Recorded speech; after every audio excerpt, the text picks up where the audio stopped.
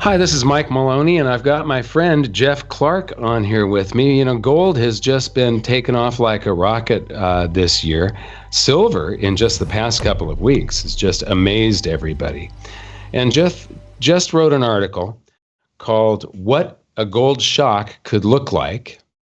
And then it says institutional investors start buying. So that's like the answer. What could a gold shock look like? It's institutional investors coming into the market. So, Jeff, how are you doing, first of all? Very good, Mike, and I'm glad to be back with you here. Excellent. So, tell us a little bit about this. You know, it starts off with a friend, somebody that used to work at Goldman Sachs. Tell us about this. Yes, I do know an institutional investor, and he used to work at Goldman Sachs, but he's been a gold owner for some time. He does believe in the case for owning gold. But when I found out how much he owned, my natural question to him was, and this was years ago, well, what would make you buy more gold? And without hesitation, he said, well, when the price breaks out. Well, that's what we have obviously now. Is it's clear to the world the gold price is broken out as well as silver now. Silver is starting to catch up to gold and is going to pass it here because the gold-silver ratio is falling. So, and the point to this was I realized that he's not alone. This is how a lot of institutional investors think. Not many have exposure to gold for a variety of reasons, but one reason is because the price has been relatively dormant for the past few years. So once the price breaks out, all these institutional investors are going to get more interested in buying gold. And the point of this article is to look at how much gold is available for them to buy, and to give away the surprise ending, there's not enough gold to go around for these institutions to put even a minuscule amount of cash into gold. Yeah, a lot of the listeners don't know that you and I are writing a book right now.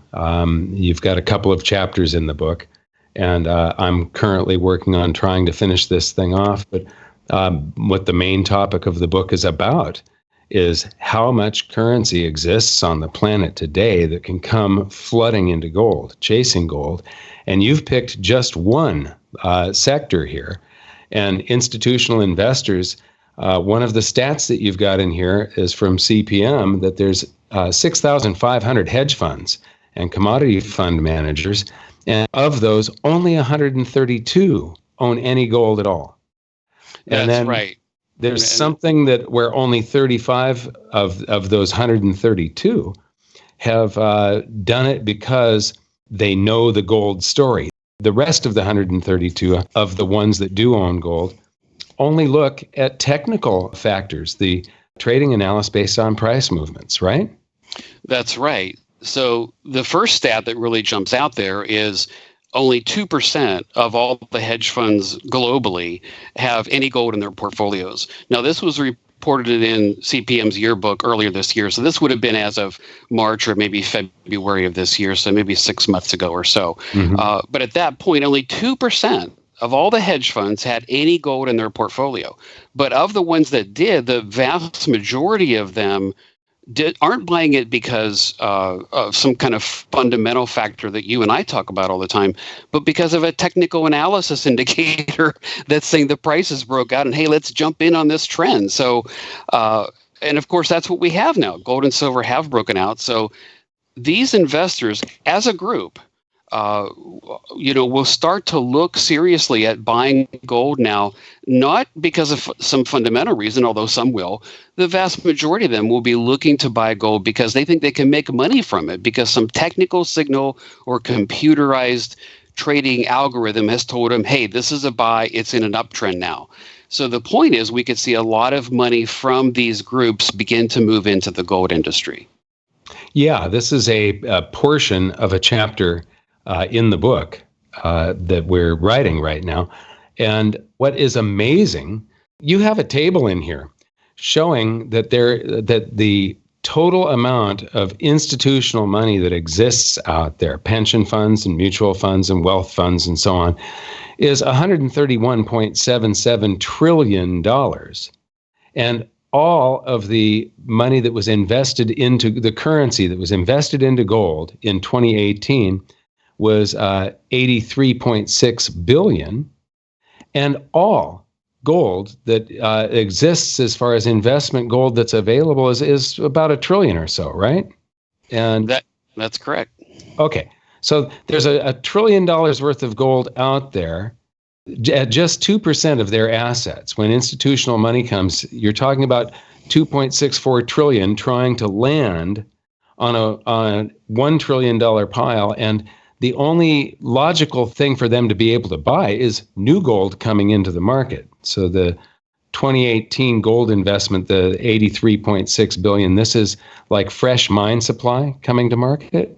Or that right. That's exactly right. Or scrap metal that's been recycled. It's new supply, and that's where the figures vary, and it's hard to track down this data scientifically. But roughly 3 out of 4 ounces of investment gold that are bought each year comes from new mine supply solely. So it's what's dug up or recycled and put into coins and bars every year. That's where most investment metal comes from. So that's why I used the 2018 figure for the total amount of investment gold that was made last year.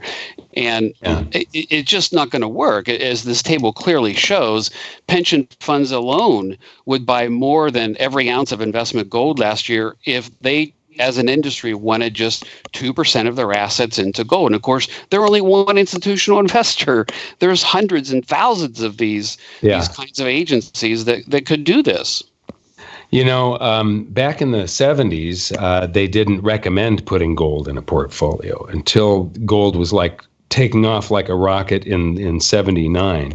And then by the 1980s, they used to say put 15 or 20%, and then that was lowered to 10%. And a few years later, by the time we got around to the late 90s, they were saying 5% in your portfolio. And by the 2000s, nobody was recommending any gold, when they should have been saying, this is the time to go into gold. Right. What happens then if they go back to this 10% recommendation? That's 13.2 trillion roughly. And the entire gold market right now is $1 trillion. So you got 13 times the currency trying to land on that tiny pile of metal. I mean, we are in for some spectacular fireworks pretty soon, I believe. I think everybody needs to read Jeff's latest article. It's fantastic. We'll put a link below the video. And Jeff, anything else you want to say at the end here? Well, some people will say in response to this, well, there's a lot of investment gold out there that could be bought, and that's true. This particular article really only looks at last year's demand because that's where most investment comes from. But the point of the metal that, let's say what you and I own, all the Eagles that you and I own, we're not going to be selling them. They're not going to be on the market. They're not going to be available. You and I aren't going to sell until the price is way, way out of whack, much, much higher and overvalued. That metal is really not available. Most of that metal, most people won't be selling in a bull market. They'll be buying. And so you combine that fact with just how much money could overwhelm the gold market, and it's really quite staggering. And it obviously is not going to work, and it's going to take much, much, much higher prices for this to have any semblance of working out for institutional advisors. Yes. Okay. I want to thank you very much for joining me on this call. Our viewers out there, you should really go to goldsilver.com, sign up for the newsletter, because Jeff has some great information every week. And just put your email address in at the bottom of any page on the website, and you'll get Jeff's information for free. So thank you very much for listening. If you got anything from this, please like it, share it, give it that little thumbs up, click the notification bell, subscribe to our channel, and we'll see you next time. Thanks.